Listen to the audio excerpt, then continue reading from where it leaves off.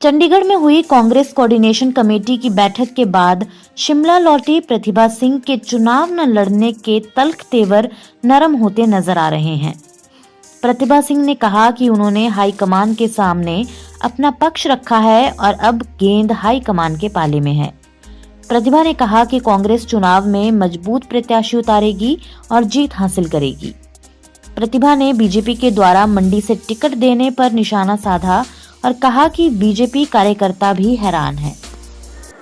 पहले हम ये मान के चल रहे थे कि शायद जयराम जी भी हो सकते हैं, महेश्वर सिंह जी भी हो सकते हैं और भी इनके बीजेपी के शीर्ष नेतृत्व भी दावा कर रहे थे कि हम इलेक्शन लड़ेंगे।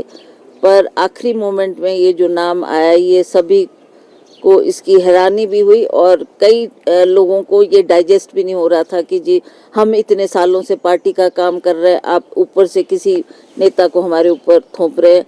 तो अब जो भी उनकी पार्टी के हाई कमांड ने डिसाइड किया वो ठीक है, she is in the field, we welcome.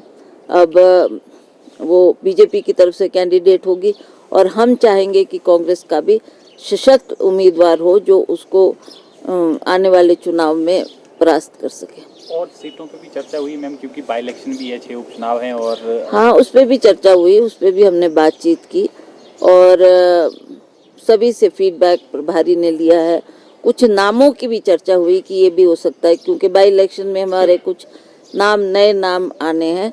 वो उन्होंने कहा कि हम डिटेल्ड रिपोर्ट एक दफ़ा जानकारी हासिल कर लें, इस पे जल्दबाजी ना करें, थोड़ा टाइम दिया जाए और हम सोच विचार के उन कैंडिडेट्स को फील्ड में उतारेंगे जो कांग्रेस की तरफ से सबसे मजबूत कैंडिडेट है।